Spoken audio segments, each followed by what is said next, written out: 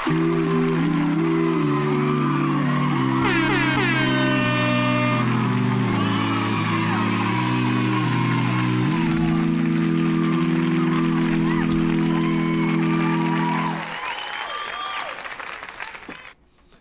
up? What's up? Happy holidays, Merry Christmas to each and all. I'm Mo’3Times. This is none other than talking shit, getting clicks that you're watching right now. Quick reminder, we do have a weekly live show called We Live, where we get together, the Jump Out gang hops in the chat. And we have a live call-in line where you can take the show wherever you feel like taking it once you hop on the line and get in the line with us.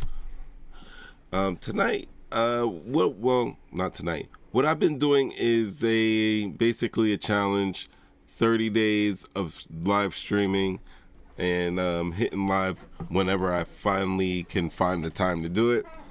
Just getting that consistency going. And I am on night 8 of 30. That's right. I'm on night number 8, and it also happens to be Christmas.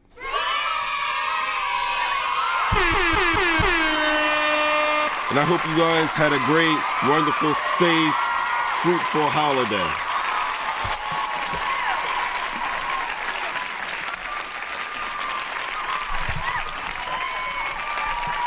All right, enough. We don't have time because I know you guys want to spend time with your families and everything like that. So if you're not watching this live right now and you're just running it back, enjoy. I'm going to make it quick. I'm going to make it sweet, and then we'll get out of here, all right? No frills and no fuss. It's just me in front of you doing it normal style. All right? All right. With that, I got to say what's good. What's good? I am Mo’3Times, and it is night 8 of 30, straight days of live streaming, of talking shit, getting clicks. And if you're in the chat, tap in. If you're listening, hang in there with me. Stay with me. Tonight isn't going to be loud. I'm not going to be hype. I just want to have this type of conversation where I'm just being honest out loud and seeing who recognizes themselves in it. The topic tonight is simple. It's extremely simple. The topic is there's no other God. And before anybody gets tense, let me be clear. I'm not preaching, not at all. I'm not recruiting. I'm not trying to tell anybody what to believe. I'm talking about a principle that shows up everywhere, whether people want to admit it or not. You see it in Judaism with the first commandment. You see it in Islam with the Shahada.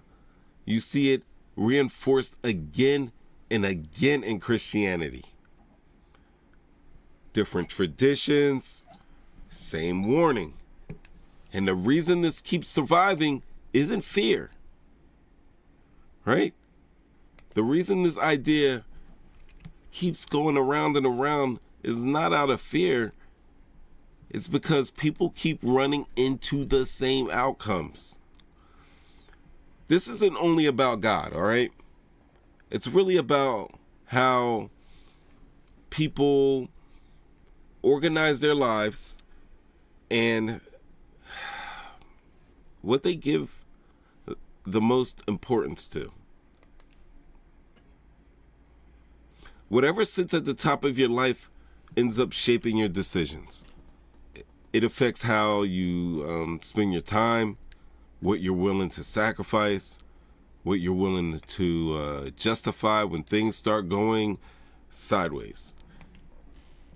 And here's the part that doesn't change no matter what the culture or the era. Nothing sits at the center of a life without a cost.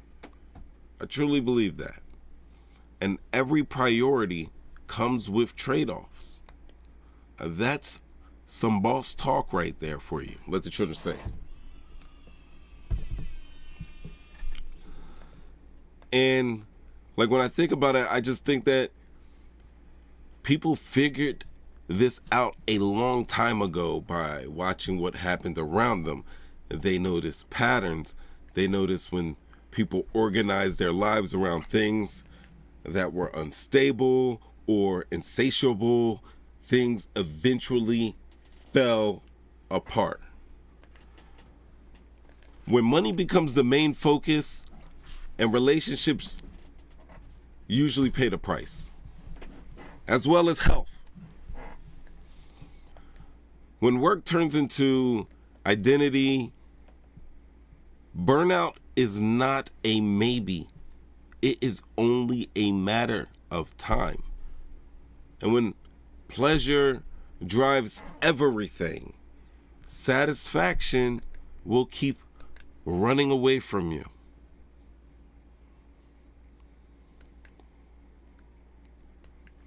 And attention, come on, attention and validation, when it matters most, that's going to be the thing that's the hardest to find.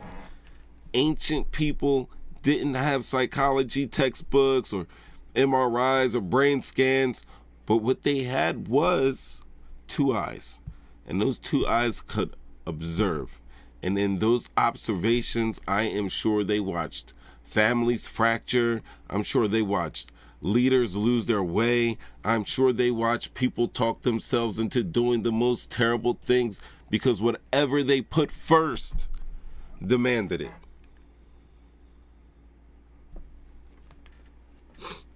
So they try to pass the lesson down clearly. Do not put temporary things in permanent positions. Do not put temporary things in permanent positions.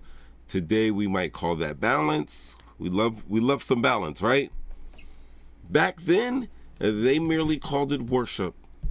It's different language, maybe a different time, but it's the same basic idea. Even outside of religion, you see the same conclusions. You see all this show up. I see it in Stoicism talks, because they talk about mastering your desires. Buddhism talks about craving and craving being a source of suffering. And even the indigenous people, they had traditions that talk about imbalance and throwing off everything. Like I said, different cultures, same lessons. Which brings me to Christmas.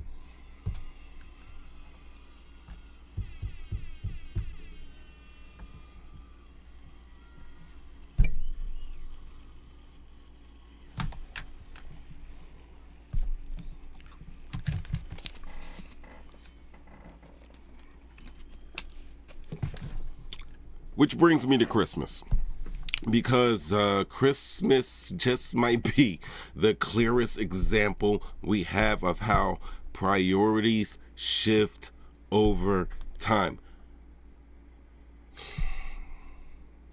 Before it was a Christian holiday, all right? I don't want to bust bubbles, we know. It was a pagan holiday, all right? It was called a Roman Saturnalia, something like that. In Northern Europe, they also had the similar holiday that was called Yule. As you hear, they'll still call it Yuletide festivals and stuff like that. Anyway, that's what it was. It was a festival. It's like a winter festival, and these winter festivals were kind of like just focused on survival because it's freezing out now, and it's about sharing food, sharing warmth, and sharing these resources to make it through a winter. And at these times, people gather because winter did not give a flying F about an individual. They didn't care about your individual success story. You got through it together or you did not get through it at all. So when Christianity spread, a lot of those traditions were not erased. And they were more likely absorbed, right? So December 25th, no, it's not chosen because of a historical birth record. it was chosen because people were already gathering around that time. Now, for a long stretch of history, Christmas was modest. I mean, time together mattered more than objects. Charity mattered more than display. Giving was about support, was not about pressure. Then, industrialization took place, mass production happened, advertising happened, and slowly but surely money moved to the center of the holiday. So, gift giving turned into an obligation. Love started getting measured by spending. Presents started competing with presents. And what was meant to be grounding became stressful for a lot of people. Relieve their stress, children. Relieve their stress. That's crazy. It's crazy. I'm sorry I didn't mean to say it that way if you got an evil mind. Hey, Kato. Happy holidays. Hey, Flashback. Just a quick one. I appreciate you guys for coming out. It's a present for me, indeed. I appreciate you guys. Now, Christmas is one of the biggest economic events of the year, and also one of the most anxiety-producing. And that did not happen by accident. It happened because priority shifted. But the original purpose never disappeared. It just got buried a little bit. And it could be reorganized just as easily. Imagine a Christmas where time mattered more than receipts, where giving replaced buying, where community mattered more than comparison, where charity felt normal and debt didn't feel required, where family and friends actually felt like the point of it all again. And guess what, guys? We don't have to be on a religious kick because that does not require religion. What it does require, however, is a word, we'll call it intention. Intention. Because holidays don't define society, priorities, and people do. And whether we're talking about God, money, work, Christmas itself, the rule stays the same. Not everything deserves to come first. And when we choose better priorities, life doesn't suddenly get easy, but it does get a little lighter, and that difference matters. And that's night 8 of 30.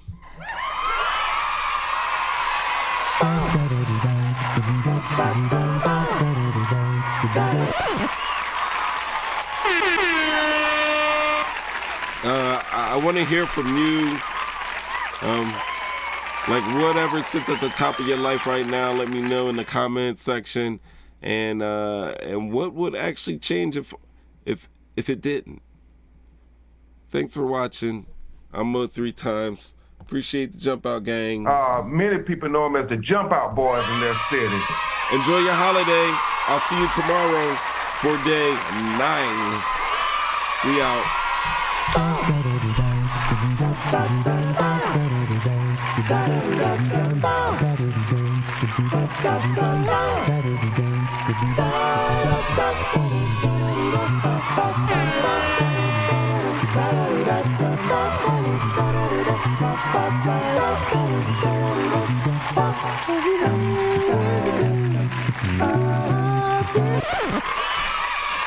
Everybody